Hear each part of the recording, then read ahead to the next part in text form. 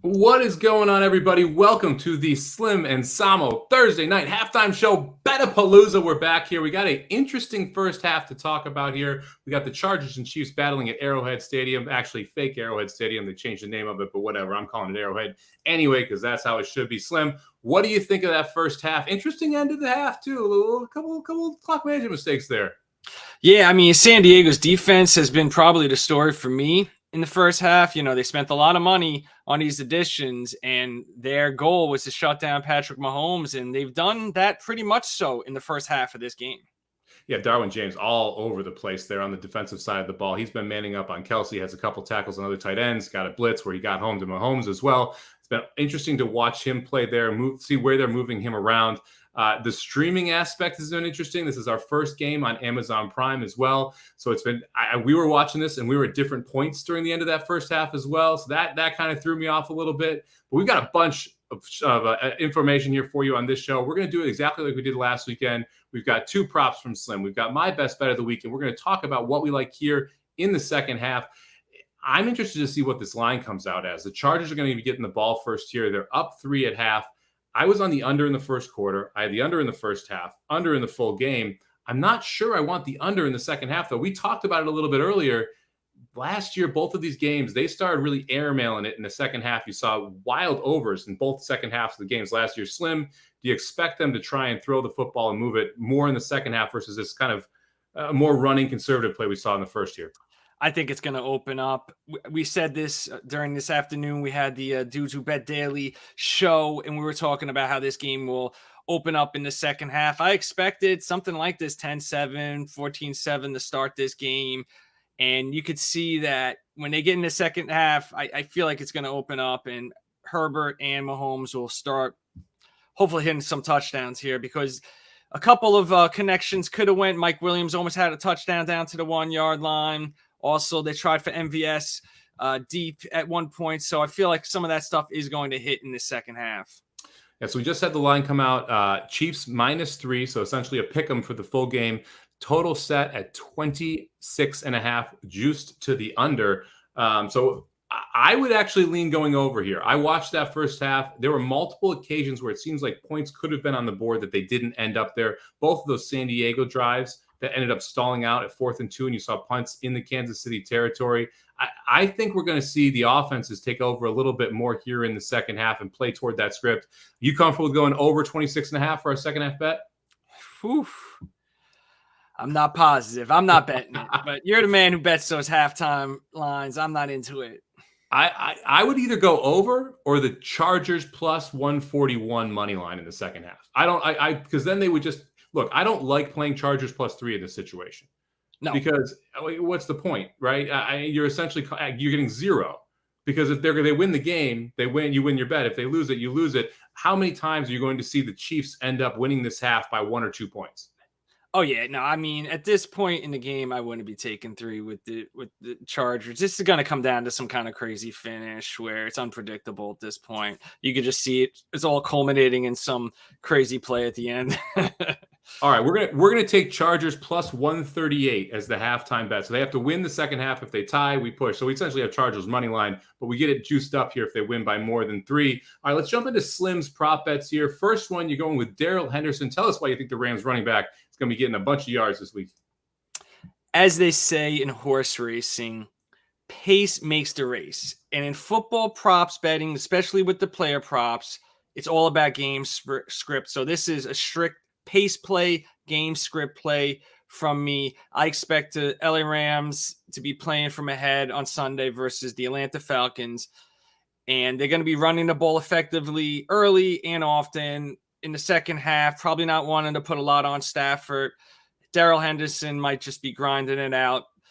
You have to understand the Rams are pissed off about losing on national television pretty badly to the Bills last Thursday night, and they're going to take it out on the Falcons. The Falcons just blew a 16-point lead to the Saints in the last 12 minutes of the game last Sunday, and now they have to travel cross country. So they're going to be in a world of hurt.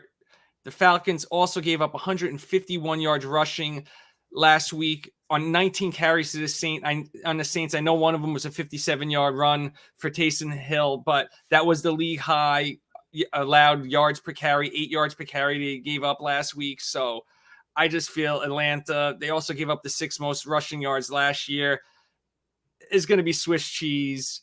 And I feel like Darrell Henderson is going to take advantage of it. Cam Akers only had 3 carries in the first week. So Darrell Henderson's going to get the first shot, and I think he's going to take advantage of it. Rams laying 10.5 right now. They also have the extra rest, so they got 2 days extra off playing on that Thursday night opening night there against the Bills. They should come in with a chip on their shoulder. The fact that they're 10.5 point favorites also favors that run game. They should get margin early, and if they are able to get some margin, you're going to see them try and slow the game down and just kind of get through this as a out of division matchup. I'm sorry. So I like this idea here. I think Darrell Henderson does get the majority of the carries. You worried at all about Cam Akers, who didn't get many touches in that first game? He was supposed to be RB1. Henderson was clearly RB1 in the first game.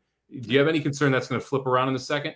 I would, unless the coach changes his tune. When he said he had to be more aggressive or something, I was like, all right, he's definitely not. He's in a doghouse, and I feel like Darrell Henderson is going to get the first shot at it. And, I mean, if they're running out the game late and you need 2 or 3 yards and they have Akers in, that would be pissy. That would be really bad. That's so never fun. I hope right? that doesn't happen. That is, I can foresee, you can always foresee with any of your prop wagers a way for doom. And yes, Cam Akers is like the impending danger, the doom for this one.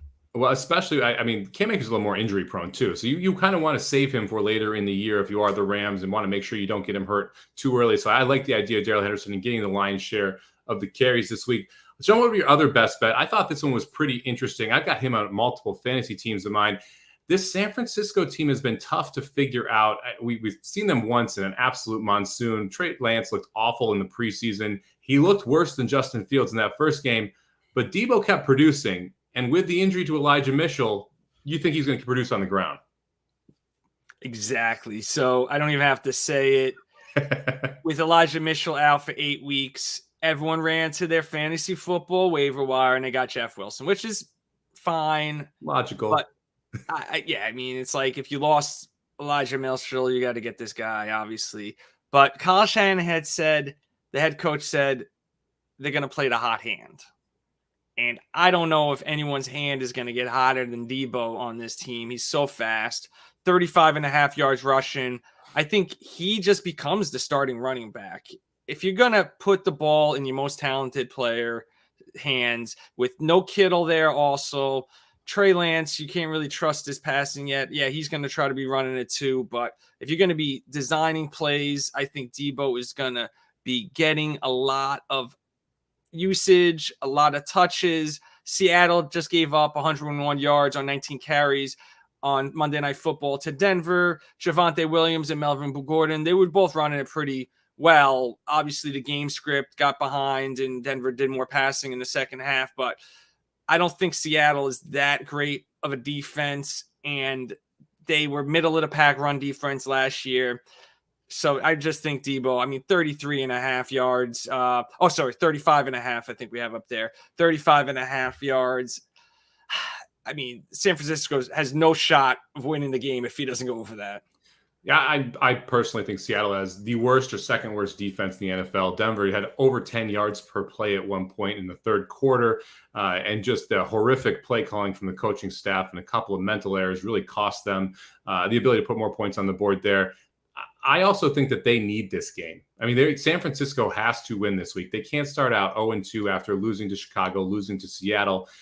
2 in conference losses, 1 in division loss. You have to think that they're going to go to their best players. In this case, that is Debo Samuel, especially out of the backfield. So I love the fact they're going over 35.5 here. I think he's got a good shot at doing it. Let's jump over to my game of the week here. I'm going to play the Dolphins plus 3.5.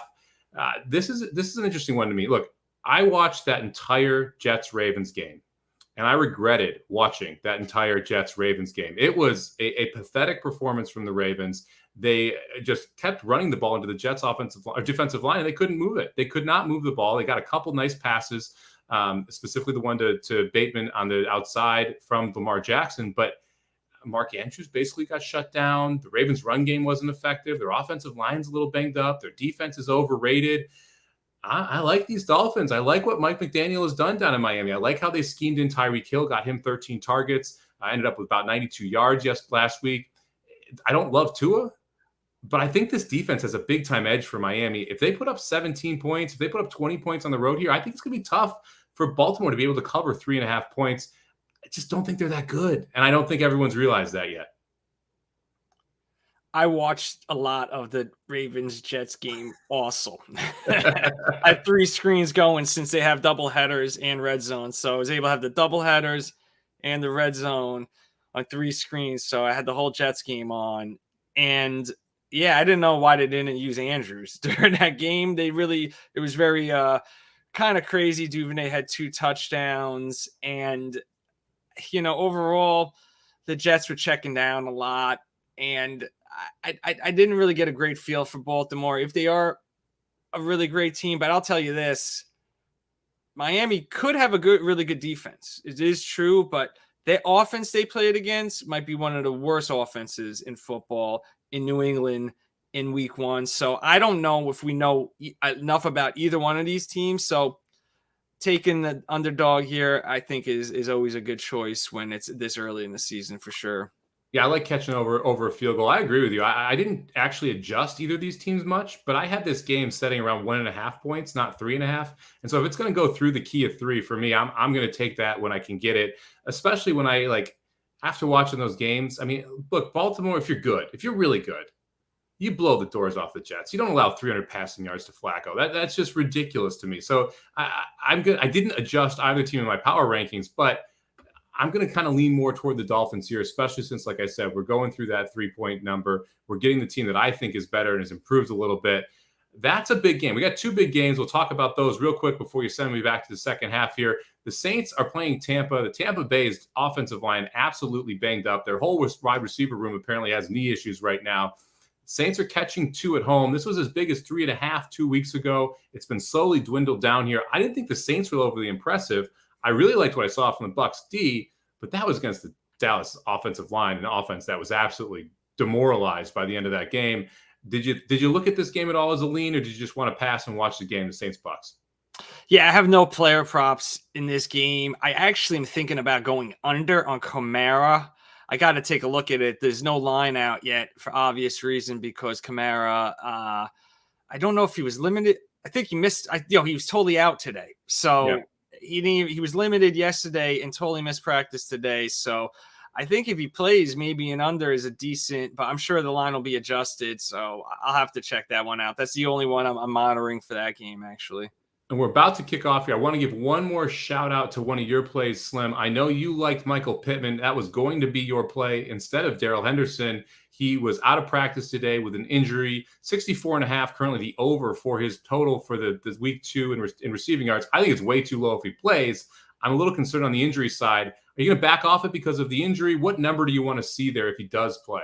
It already dropped like 3 yards because of the injury. So it's down to 61.5 I saw on one site. So I'll be monitoring it.